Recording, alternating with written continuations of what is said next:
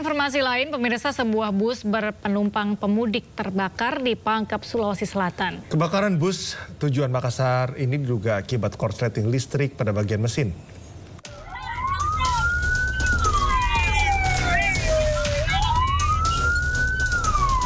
Sebuah bus pemudik terbakar di Jalan Poros Pangkep, Makassar, Kampung Mangalekana, Kecamatan Labakang, Kabupaten Pangkep, Sulawesi Selatan. Angin kencang membuat si jago merah dengan cepat membakar habis bus beserta isinya. 2 unit armada pemadam kebakaran dikerahkan ke lokasi untuk memadamkan api. Api padam 30 menit kemudian.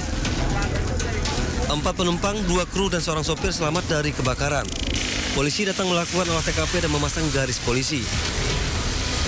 Bus yang berangkat dari Mangkutanah, Kabupaten Luwu Timur menuju kota Makassar ini diduga mengalami korsleting listrik pada bagian mesin hingga mengalami kebakaran.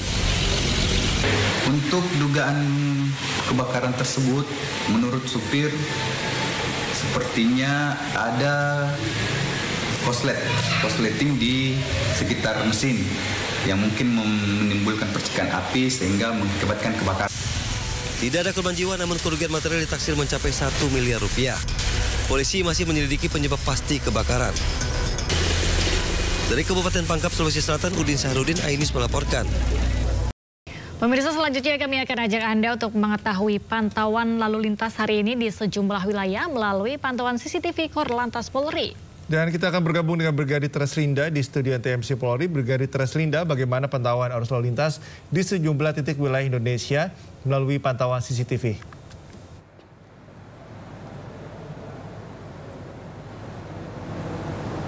Ya baik, terima kasih rekan saya Galuh dan juga Cikal. Di studio pemirsa, saya akan mengajak Anda melihat kondisi arus lalu lintas terkini melalui pantauan CCTV Korlantas Polri untuk menemani aktivitas pagi Anda. Kita awali dari kawasan Simpang Sadang, Jawa Barat. Arus lalu lintas dari Cikopo yang akan mengarah ke Purwakarta saat ini dalam keadaan relatif lancar. Perlambatan kecepatan kendaraan terjadi di antrian traffic light. Kemudian dari arah Cikopo yang akan mengarah ke Subang dalam keadaan ramai lancar dengan dominasi kendaraan roda 2. Bisa kita saksikan ini kendaraan roda 2 ini baru lepas dari antrian traffic light di sana.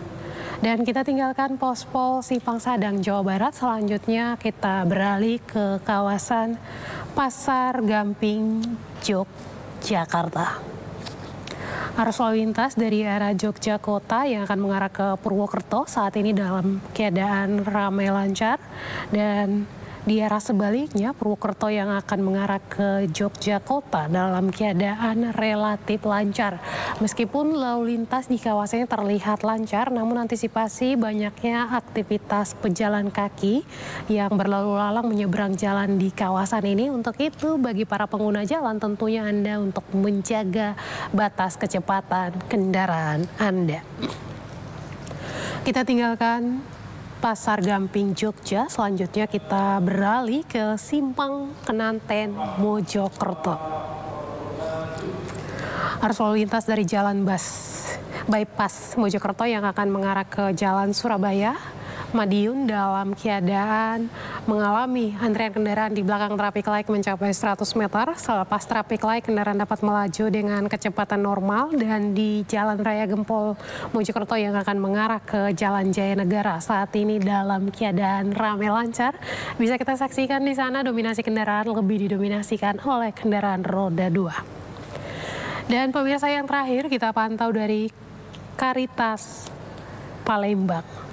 Dari pantauan CCTV kami terlihat pada pagi hari ini di kota Palembang baru saja diguyur hujan sehingga pada jalan nampak dalam keadaan licin. Untuk itu bagi para pengguna jalan tentunya Anda untuk selalu berhati-hati dengan aquaplaning di jalan yang dapat menyebabkan kecelakaan lalu lintas. Untuk arus lalu lintas sendiri dari arah jalan Atmo yang akan mengarah ke Peteren dalam keadaan ramai lancar. Perlambatan kecepatan juga terjadi di antrian traffic light. Dan untuk arus lalu lintas dari Jalan Atmo yang akan mengarah ke Simpang Sekip dalam keadaan ramai lancar. Dan pemirsa, kami menginformasikan data IRSMS Korlantas Polri dalam kurun waktu 1 kali 24 jam terjadi 202 kasus laka lantas dengan rincian 20 orang meninggal dunia, 16 orang luka berat, serta 145 orang luka ringan. Dari 202 kasus laka lantas tersebut, 58,85% terjadi pada waktu siang hari.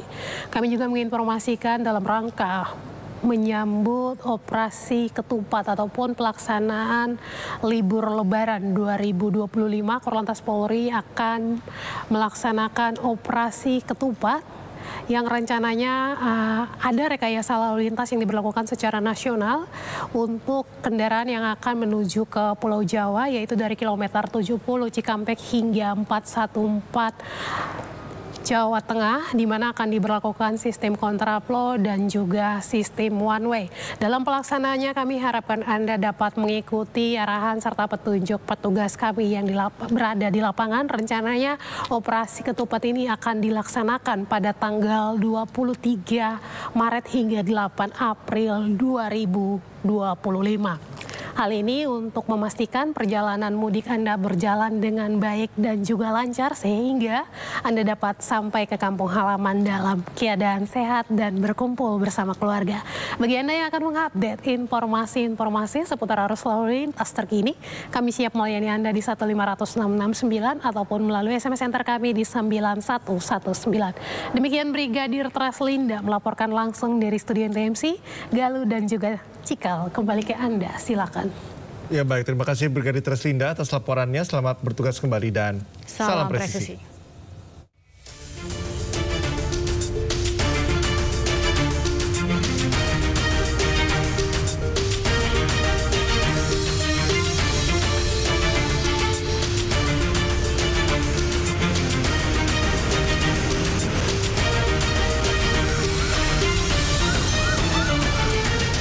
Komisi Pemberantasan Korupsi menetapkan 3 orang anggota DPRD Kabupaten Ogan Komering Ulu, Sumatera Selatan sebagai tersangka kasus korupsi di lingkungan Dinas PUPR periode 2024-2025 dengan barang bukti sebesar 2,6 miliar rupiah.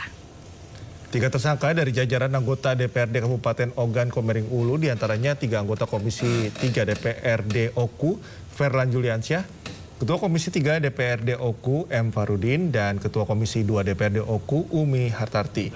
KPK juga menetapkan Kepala Dinas PUPR Nopriansyah sebagai tersangka bersama 2 orang tersangka dari pihak swasta berinisial MFZ dan ASS. Keenam tersangka diduga secara bersama-sama melakukan korupsi di lingkungan Dinas PUPR Kabupaten Ogan Komering Ulu.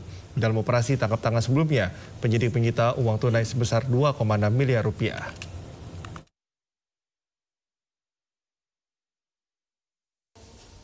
Pada bulan Januari 2025 dilakukan pembahasan RAPBD Oku tahun anggaran 2025 agar RAPBD tahun anggaran 2025 dapat disahkan. Beberapa perwakilan DPRD menemui pihak pemerintah daerah.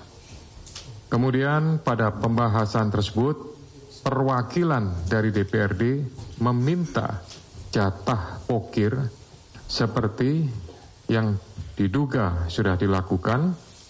Kemudian disepakati bahwa jatah pokir tersebut diubah menjadi proyek fisik di Dinas Pekerjaan Umum dan Perumahan sebesar 40 miliar rupiah dengan pembagian nilai proyek sebagai berikut. Ya, jadi ini adalah perubahan ya untuk bisa merubah RAPBD yang ada di Kabupaten Oku. Telah ditemukan bukti permulaan yang cukup terkait dugaan tindak pidana korupsi berupa penerimaan hadiah atau janji dengan pengadaan barang dan jasa di lingkungan Dinas PUPR Kabupaten Oku sampai dengan dari tahun 2024 sampai dengan tahun 2025. Selanjutnya, semua sepakat untuk dinaikkan ke tahap penyidikan dan menetapkan status tersangka terhadap FJ, anggota DPRD Kabupaten Oku, bersama-sama dengan MFR, kemudian UM, dan NOP selaku Kepala Dinas PUPR Kabupaten Oku yang diduga melanggar pasal 12 huruf A atau pasal 12 huruf B dan pasal 12 huruf F dan pasal 12 huruf B besar Undang-Undang Nomor 31 Tahun 1999 tentang pemberantasan tindak pidana korupsi. Anda kembali di Sindo Today, pemirsa. Presiden Prabowo Subianto memimpin rapat terbatas bersama sejumlah menteri di Hambalang, Kabupaten Bogor. Membahas percepatan hilirisasi nasional di berbagai sektor strategis. Ratas ini guna memastikan sejumlah proyek hilirisasi memberikan dampak nyata bagi penciptaan lapangan kerja serta pemerataan pertumbuhan ekonomi. Proyek hilirisasi juga dinilai dari kontribusinya dalam menurunkan impor, meningkatkan ekspor, dan memperkuat daya saing industri nasional. Sejumlah proyek hilirisasi juga diarahkan untuk melibatkan para petani tambak, petani perkebunan, hingga masyarakat sekitar. Menteri Investasi dan Hilirisasi Rosan Ruslani menyatakan telah menginventarisasi sejumlah proyek hilirisasi di sektor mineral, batu bara, aquaculture, pertanian, hingga perkebunan. Minggu dan kita prioritaskan proyek-proyek mana saja yang memberikan dampak positif, terutama dalam bidang penciptaan lapangan pekerjaan. Itu adalah salah satu parameter utama yang tadi kami lihat, dan kemudian juga kita melihat yang mempunyai dampak tentunya tidak hanya dari segi ekonomi, tapi itu yang disampaikan penciptaan lapangan pekerjaan, penurunan impor, dan juga bisa meningkatkan ekspor. Dan di mana yang kita juga mempunyai daya competitiveness yang lebih tinggi. Nah, itu. Pro kontra RUU TNI hingga kini terus bergulir di tengah masyarakat. Sejumlah perubahan menjadi sorotan, diantaranya penambahan jumlah lembaga yang kini bisa diduduki TNI aktif. Rancangan Undang-Undang TNI hingga kini masih menjadi perbincangan masyarakat. Sejumlah penambahan dan perubahan dalam isi RUU menjadi sorotan bahkan pro kontra publik. Salah satunya adalah terkait jumlah jabatan sipil yang bisa diisi oleh prajurit TNI aktif. Dalam pembahasan RUU, DPR memperluas lembaga yang bisa diduduki TNI aktif menjadi 16 lembaga, yakni Badan Nasional Pengelola Perbatasan atau BNPP. Sekarang ada ditambah satu, yaitu Badan Pengelola Perbatasan. Satu, ya, karena dalam Perpres itu dan dalam kenyataannya Badan Pengelola Perbatasan yang rawan perbatasan itu memang ada penempatan anggota TNI itu, ya. Dengan demikian, dalam RUU TNI yang saat ini sedang dibahas, hanya 16 lembaga yang boleh diisi TNI aktif. Namun apabila terdapat prajurit TNI aktif yang menduduki jabatan di luar 16 kementerian atau lembaga tersebut, maka prajurit itu harus mengundurkan diri dari kedinasan. Tim Liputan, iNews melaporkan.